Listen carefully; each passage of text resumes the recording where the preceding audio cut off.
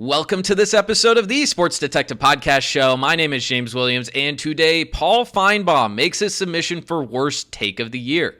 What are we talking about? Well, in case you missed it, Paul Finebaum was on First Take last week, and he was just delivering all sorts of hot takes, didn't really care what direction they were going, didn't necessarily care if there was a lot of validity to some of them, but he made one hot take about Lincoln Riley, basically saying that he thought his job at USC last year, where they went 7-5, 8-5 if you count the bowl win, was one of the worst coaching jobs that he had ever seen, and basically said, hey, if I was the USC athletic director, I would have fired him after his second season. And then he took a step up with that hot take, going on First Take today with Stephen A. Smith, and basically saying that after this year, Lincoln Riley's probably going to get fired, and you're not going to believe who he is going to suggest that should be the next head coach of USC if Lincoln Riley is fired. There's all kinds of craziness to this clip I'm about to show you guys. We're going to play this clip, and then I'll come back and kind of sort it all out afterwards, because this is very, very wild. Stephen A., I get where you're coming from, but to me it's about trajectory, and I think he's lost the momentum. He had that town. Stephen A., you live there a lot of the year.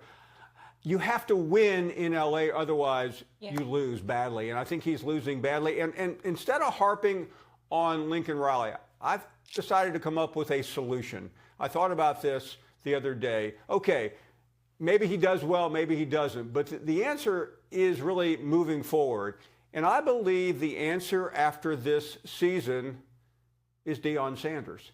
He's going to be tired of Colorado because, quite frankly, it's not prime time. He's done well as he can with his son and Travis Hunter and all the Stephen A's and Shannon Sharp appearances, but that's going to dry up this year because they're not going to be that great. But you put prime in Tinseltown, and I think you have one of the great combinations in history. We just got through talking about, or you did, LeBron. LeBron has owned that town as many others before him, and I think Deion Sanders, as the coach at Southern Cal, is the answer to the problems. Lincoln Riley is a good coach. He's got a great resume. Deion Sanders just exudes exactly what that community is all about. He takes the recruiting there, which Lincoln had and then lost, but I think he sustains it, especially now. Today, the Big Ten Media Days is going on with Southern Cal. And can you imagine a year from today, Deion Sanders walks into Big Ten Media Days. Everybody else, get out of the way. First thing right off the bat there, I don't know if you guys caught what he said. He said that he didn't think that Colorado was going to have a good year. So then his logic is Colorado doesn't have a good year in year 2 under Deion. He becomes USC's head coach because he's cool, because he fits the personality of the town, because he has charisma, because he has potential to recruit well. Guys, that is absolutely absurd. That is an absolutely absurd premise that Deion Sanders would have two.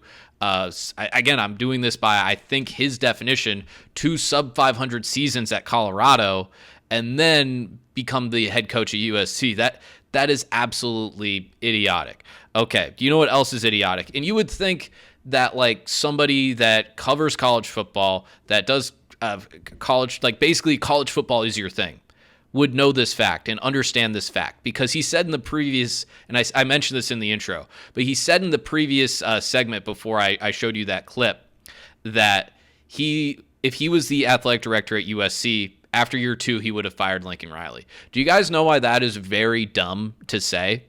Because Lincoln Riley would have 8 years left on his contract of a $110 million contract that he signed 2 years ago. I don't know what the buyout that would be, but it wouldn't be cheap. The buyouts for all of his staff would not be cheap. To hire a entirely new coaching staff would not be cheap. So you're talking about like Jimbo Fisher plus, probably. It's probably a Jimbo Fisher level buyout, if not worse. So the idea that USC would just do that after 2 years is absolutely absurd. It's absolutely stupid. Okay, so let's talk about, we're going to get to the Colorado part of this here in the second half of this part. But first, let's talk about USC here, because I want to talk about Lincoln Riley. I think people really like to dunk on Lincoln Riley because he left Oklahoma to go to USC. I think there is a faction of people, especially people that are of the SEC, that are not rooting for Lincoln Riley, especially people in Oklahoma. I think people think that he went to USC because he was scared of the SEC. With that being said, I do think we have to be a little bit more fair when it comes to Lincoln Riley. The first year at USC, he is not taking over a good team. That team was 4-8 the previous year. What does Lincoln Riley do with that team? He, with the help of a lot of transfers, including his transfer quarterback from Oklahoma, Caleb Williams, and Pittsburgh transfer Jordan Addison, who became a first-round pick to the Minnesota Vikings. That team goes 11-1, plays in the Pac-12 championship game, loses to Utah in that, but they were a game away from going to the playoff. And that regular season game against Utah, they did lose because of a 2-point conversion against Utah. So that season, and again, the bowl game, I know they lost at Tulane, but they kind of had a crazy collapse in that game. But that first season was pretty good for year one. So year two happens. Go 6-0 to start the year. We know the story. They go 1-5 to end the stretch of the season, and their defense basically falls apart, which leads to Alex Grinch eventually getting fired at USC. With that being said, though, it's not like the games that, again, 7-5 at USC wants better. They're paying Lincoln Riley all that money to be better. It doesn't matter who you play.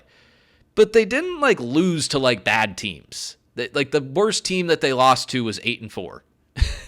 They lost UCLA 8-4. Utah finished 8-4. They were 14th in the country when they played them. Washington played in the national championship game. They lost to them. Oregon was a top 10 team all year. They lost to them. They weren't losing, and they lost to Notre Dame too, which was they finished 9-3. They were a good team last year. It's not like they were losing to bad teams, and it's not like except for the Notre Dame UCLA game, which they just got destroyed up front. They weren't getting basically destroyed. So I'm going to give him a little bit of a pass for that year because again, he's still building out the roster. It's still year two at USC for Lincoln Riley. Again, I understand 7-5, no matter what the schedule is, no matter who you lose to, you have to be better than that for Lincoln Riley at USC. With that being said, I think this team will be better this year. I don't think they can. I think there's potential for them to sneak into the playoff as an at-large bid, but I do think this team is going to go 8-4 better this year. Okay, but let's talk about that a little bit because you look at their schedule and you see the fact that they have the number 3 most difficult schedule in the country, and you're like, ugh, that does seem kind of iffy for them to potentially make a playoff with that tough schedule, especially for the fact that they play LSU to start the season out of conference, and then they finish the season playing Notre Dame out of conference. On top of that, they got at Michigan in conference play, and then they got home against Penn State. Then they also play other teams like Wisconsin, Washington, Nebraska, Rutgers, Maryland, all teams that are probably going to be bowl teams in the Big Ten. So they're playing a pretty tough, decent schedule. With that being said, though, it's not like they did avoid Ohio State. They did avoid Oregon in the conference because it basically seems like unanimously those guys are 1-2 in the Big Ten. And even if you're looking at the top part of their schedule, the 4 teams I mentioned at the top, LSU, Brian Kelly, dude doesn't win big games.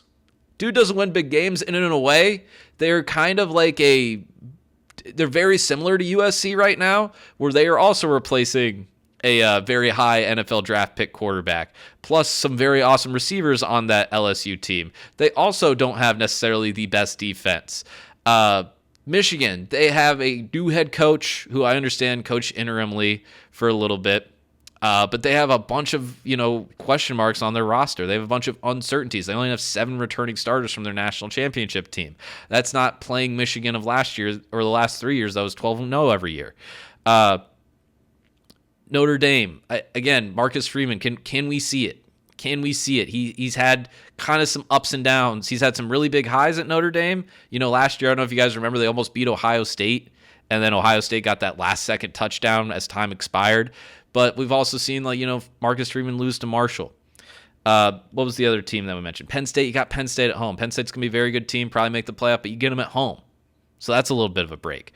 So if you're telling me in that 4-game stretch there, if they go 2-2, the other games on their schedule, they should win all of them.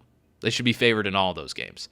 So there's a reality where USC could be going 9-3, 10-2, and potentially be kind of sneaking in as maybe an at-large bid at the playoff.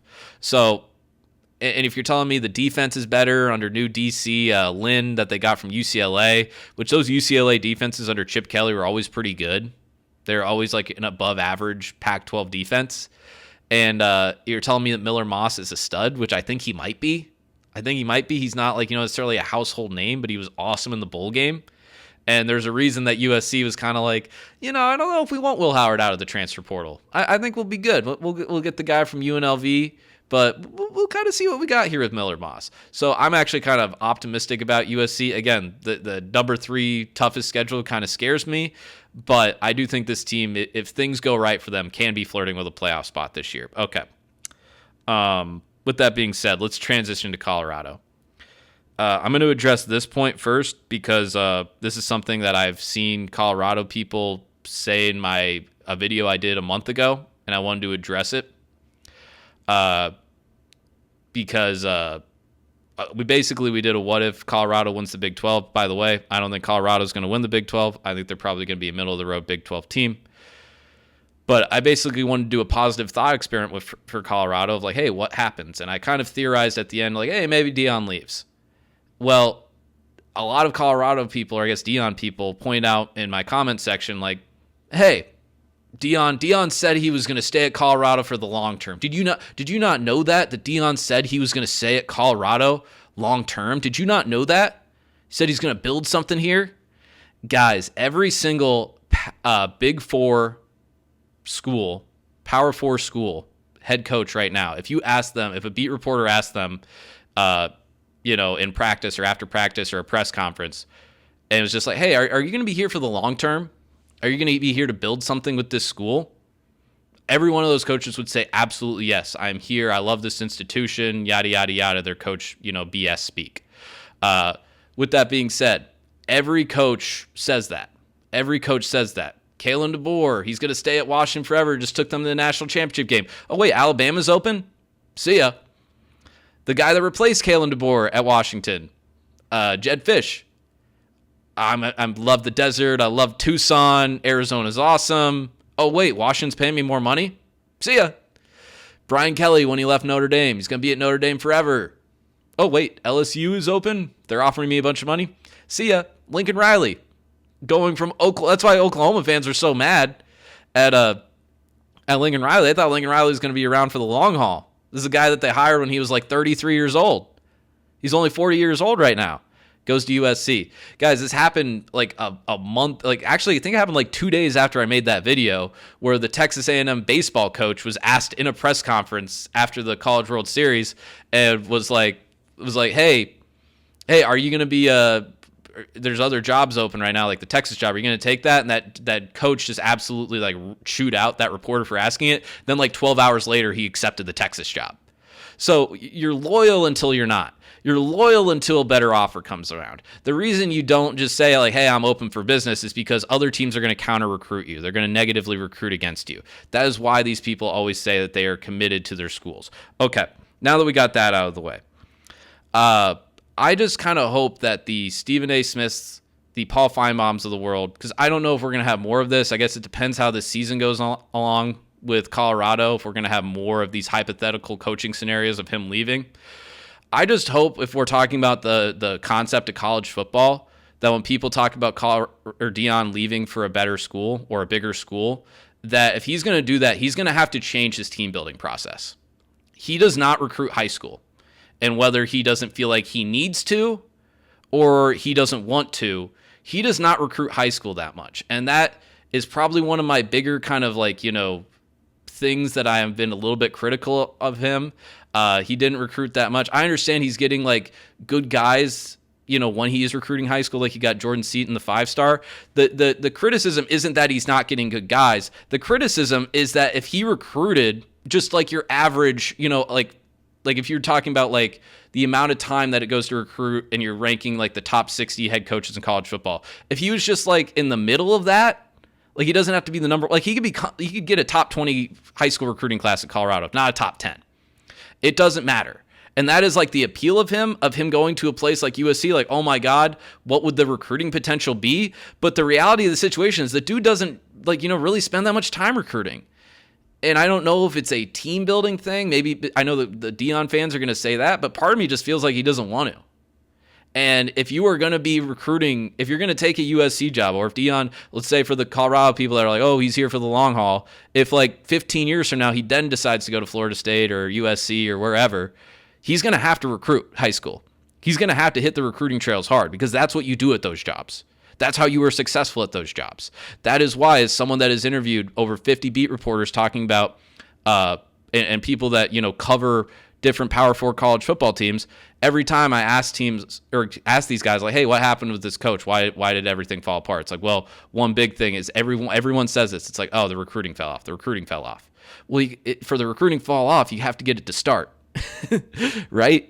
And that's kind of my biggest like reservation for saying that Deion would take one of these big college jobs is like the dude's got to show recruiting acumen. He's got to, hit the recruiting trail hard because right now he hasn't. Like right now, if you're looking at the 2025 class, all of the Power 4 schools, Colorado has the least amount of commits. And you can hit me over the head with transfer portal all you want. I don't care. What I care about is high school commits because I think the transfer portal is a mixed bag. I think it's a mixed bag of talent. Again, I think I like some of the Colorado additions that they got out of the transfer portal. We're talking about Jordan Addison guy out of Pittsburgh. Colorado got a nice defensive end pass rusher out of Pittsburgh. I like some of the additions that they had. I think they're going to be I think they could potentially make a bowl game this year if things go right for them. But again, too, Colorado does have the 13th toughest schedule in the country. They have a tough schedule. Again, they don't have Oregon on their schedule this year, but they got a lot of tough Big 12 teams. They got a pretty tough out-of-conference schedule. So I guess will remain to be seen if this Deion super high volume in the transfer portal team building strategy works and if it proves to be successful, but I'm a little bit skeptical right now. Okay. I've been rambling for too long here, guys. Thank you guys very much for watching. That's kind of my take on everything here with Lincoln Riley, Paul Feinbaum, Coach Prime. If you guys enjoyed this video, please help me out. Hit that subscribe button if you haven't already. Hit that like button if you enjoyed this video. And thank you very much for watching. I'll talk to you next time.